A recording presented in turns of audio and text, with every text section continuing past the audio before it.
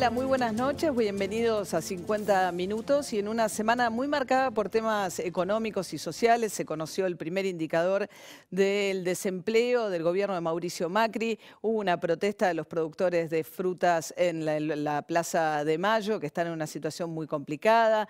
Se puso en evidencia también una situación social delicada, se han conocido indicadores respecto del consumo y cómo sigue cayendo.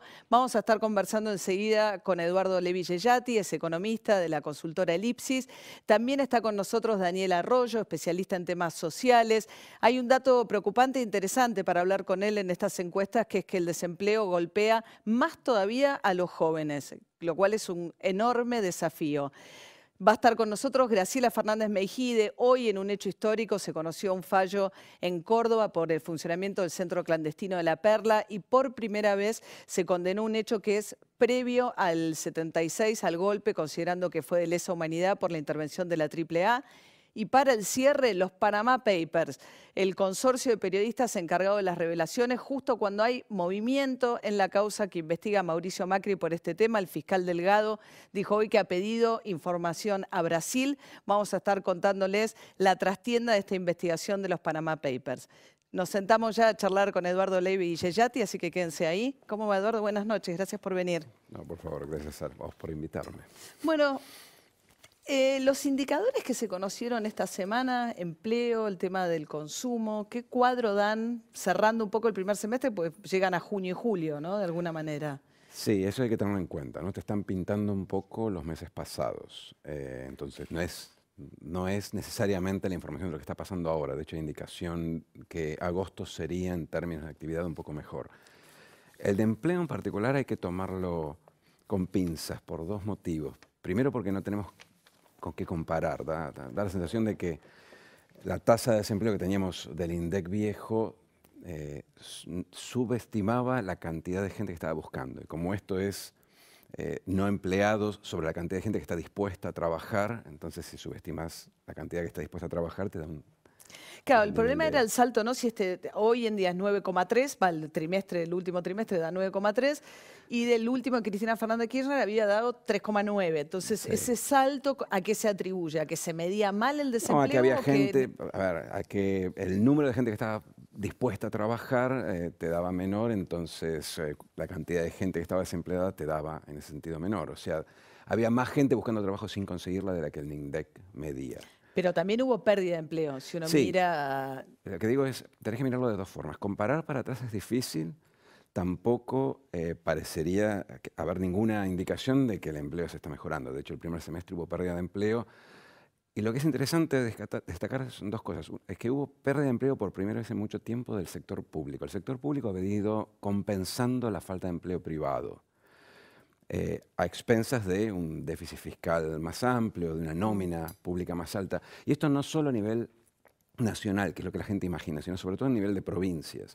Y no solo por una cuestión política, sino como correlato de la falta de empleo privado. Si vos vas a una provincia sin empresas o sin empleo privado, es natural que la provincia tenga que hacer algo al respecto. Entonces, de alguna forma absorbe ese empleo dentro de su misma planta. Entonces, todo ese fenómeno de falta de empleo... Por eso Macri habla todo el tiempo de empleo de calidad, ¿no? Como diciendo... Bueno, por lo pronto diría de empleo privado. Hoy el Estado está en una situación fiscal que no permite seguir absorbiendo compensando la falta del sector privado, generación de empleo, y de hecho ha despedido gente y todavía sobra gente.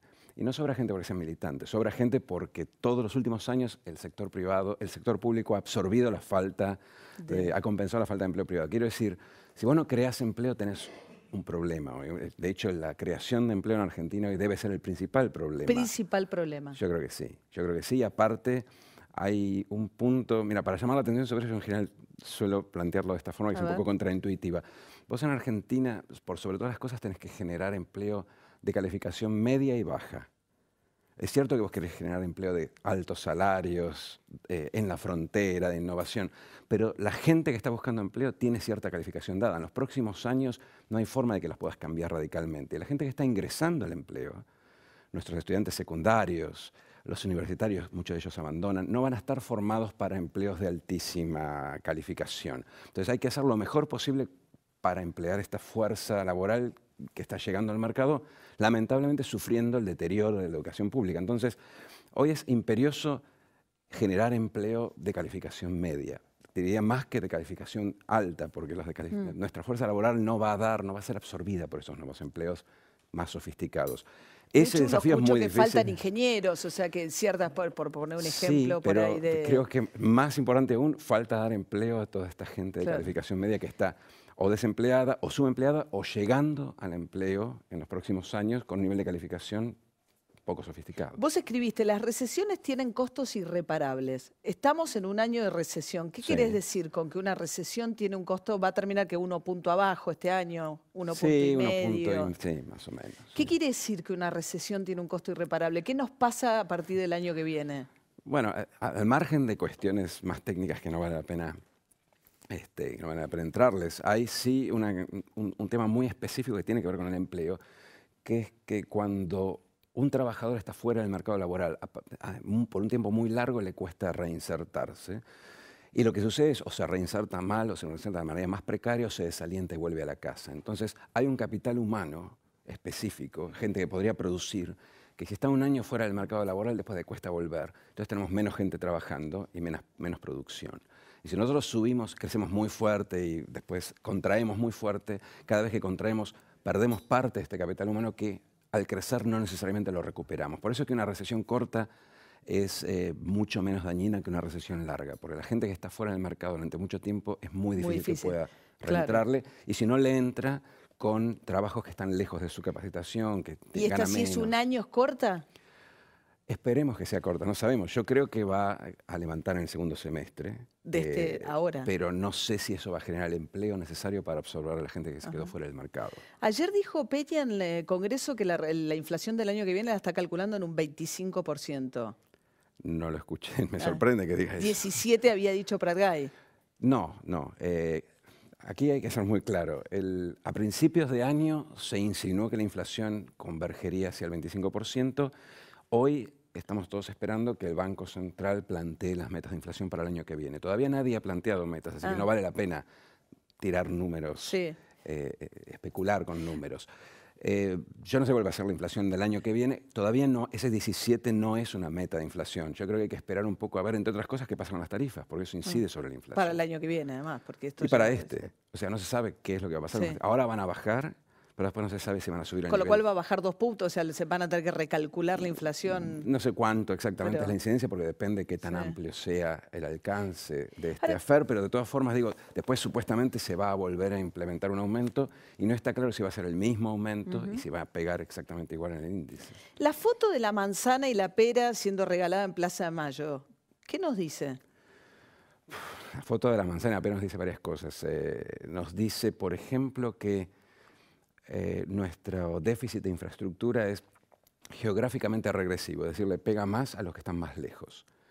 Ya sabemos lo que pasa con el NOA, con el noroeste argentino, pero la Patagonia también tiene altísimos costos de transporte. Que se ven los fleteros potenciados. te dicen, nosotros incidimos solo un 4% en el costo total. No es el cálculo que hacen los productores, efectivamente, y no es el cálculo que aparecen tampoco en las cámaras. Pero vos te parece que es puro transporte o que hay un problema de competitividad más profundo de la economía argentina? Caro. Hay un problema de competitividad muy generalizado. En el caso de la manzana también hay un problema que tiene que ver con la necesidad de mayor escala en la producción y hay mucha heterogeneidad de productores. Hay productores que han invertido más y otros que han invertido menos. Pero aparte de eso, el precio que se le paga al productor es muy bajo, el precio a la que se vende es muy alto y en el medio hay distribución, que es muy cara, y hay también transporte. Y la incidencia del transporte es muy alta en la mayoría de las economías regionales, en parte por una cuestión de infraestructura, en parte porque los costos de transporte por camión son muy altos. Ojo, lo mismo pasa en otros aspectos. O sea, los vuelos de cabotaje en Argentina son muy caros y eso castiga el turismo en las zonas, en las economías regionales, y la razón por la que es tan alto es porque de alguna forma se protege el transporte terrestre, que termina siendo exageradamente que además está alto. Subsidiado. Sí, bueno, por eso te digo, hay varias cuestiones que se entrelazan, pero lo cierto es que todo esto hace que al final del día la producción local sea muy poco competitiva y entonces tengas que competir con importaciones de países lejanos. Claro, el otro día me contaban, por ejemplo, que una Naranja empresa de España. No, o la empresa congelados que importaban arvejas de Ámsterdam porque salían mucho más baratas que traerlas de las economías regiones del norte. Te hago un desafío para la última consulta, de verdad. Uno y ve que las encuestas, todavía muchos creen que esto es así. Macri intenta convencer a los argentinos de que para estar mejor primero hay que pasar por un periodo para estar peor. Es muy difícil. Que él quiere menos pobreza, pero que ahora hay un poco más, que quiere menos inflación, pero ahora hay un poco más. O sea, que hay un tránsito que necesariamente te lleva a estar primero un poquito peor, ¿no? Sí. La pregunta es si eso es cierto. Sí. Bueno, sí. Él dice... Lo que pasa es que es muy difícil de convencer a la gente de eso, es muy impopular. Convencer a la gente de que, por ejemplo, tenés que pasar de una economía basada en el consumo a una economía motorizada por la inversión. Eso implica ahorro, eso implica menos consumo. Es muy difícil para un político explicarle a la gente que, que tenés que ahorrar más, es decir, consumir menos para poder consumir más en el futuro. Hasta ahora lo viene más o menos logrando. No creo, no. De ¿No? hecho, el motor de la economía hoy... No, convencer, si uno le crea las encuestas. Lo que digo es que por ahora... Sí, pero, pero todavía, pero no ha bajado. Hay que ver cuánto dura. Yo disputaría eso. No creo que es muy difícil convencer a la gente de hacer el esfuerzo. En todos los países, pero en particular en Argentina, un país de ingresos medios altos, donde la gente está acostumbrada a un nivel de consumo que para mantenerlo a largo plazo vas a tener que ahorrar un poco más. La verdad que ese es un poco, te diría, el desafío de mediano plazo de Argentina. Poder pasar por una etapa de inversión, de ahorro-inversión, sí, para poder preservar un consumo que sea de manera más permanentemente alta. Gracias, Eduardo. No, gracias a vos.